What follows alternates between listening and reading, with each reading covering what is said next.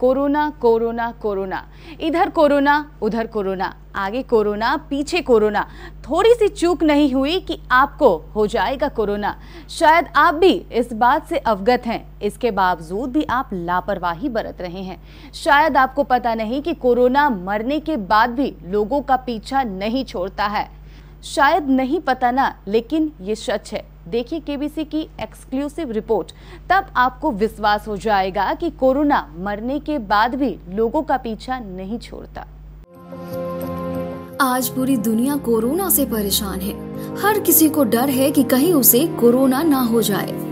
Corona होने के बाद कुछ तो ठीक हो जाते हैं, लेकिन कुछ अभागे इस कोरोना से बच नहीं पाते। कोरोना उनकी जान ले लेता है।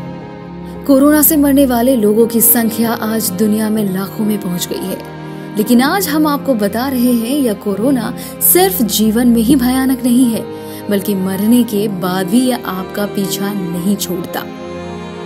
अब आप बारसोई के शिवानंदपुर गांव के रहने वाले इस व्यक्ति के अंतिम सफर की दास्तान सुन लीजिए। इसे और इसकी पत्नी दोनों को कोरोना हो गया।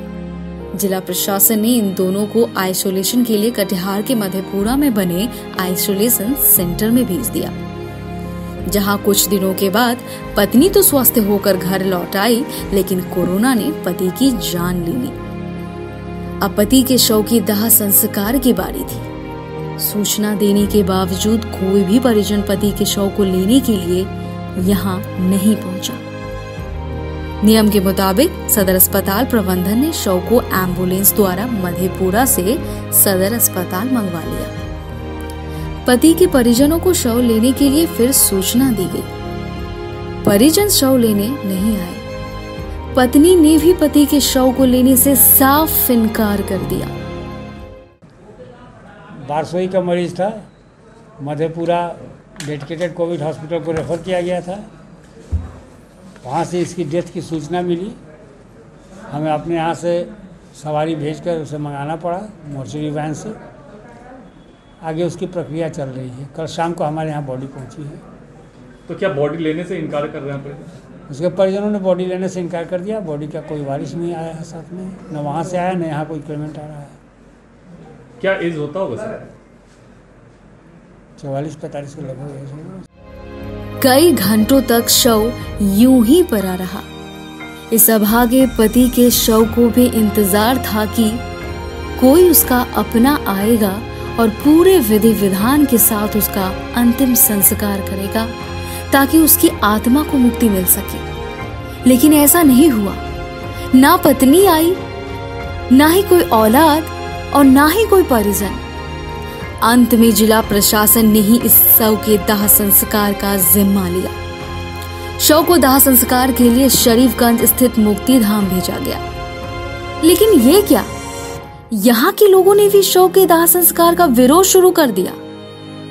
जिला प्रशासन की लाख कोशिशों के बावजूद इस अभागे पति के शव का यहाँ भी दाह संस्कार नहीं हो पाया। अंत में जिला प्रशासन ने शव को दाह संस्कार के लिए मनिहारी गंगा घाट भेजा। तब जाकर कहीं इस अभागे पति के शव का दाह संस्कार हो पाया। वो हमें सूचना आई है, उसका हो रहा है, डिस्पोजल हो रहा है। सर परिजन बॉडी लेने से इनकार कर दिया कोरोना पॉजिटिव पेशेंट का। अब इस पे मैं क्या बोलूँगा, ये तो किसी की व्यक्तिगत, उसमें आपको भी बहुत ज़्यादा नहीं उसमें कहना चाहिए। लेकिन अफसोस, इस अभागे पति के अंतिम संस्कार में उसके घर का कोई भी व्यक्ति शामिल नहीं हुआ।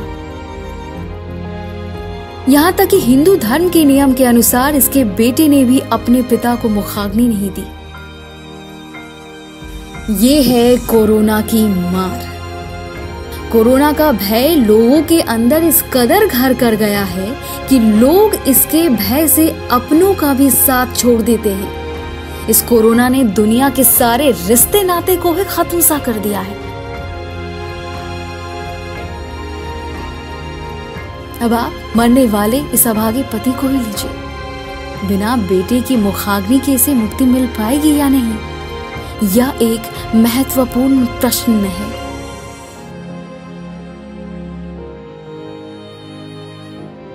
इसीलिए हम कहते हैं, आप सावधान हो जाइए। कोरोना मरने के बाद भी पीछा नहीं छोड़ता है। अगर कोई नहीं पहनेंगे मास्क और नहीं करेंगे सोशल डिस्टेंसिंग के नियम का पालन तो कोरोना उसका भी यही हाल करने वाला है। इसीलिए सरकार के निर्देशों को मानिए और लॉकडाउन के नियमों का पूरी तरह पालन कीजिए। यही केवीसी न्यूज की आप सबों से अपील है। Bureau report, KVC news.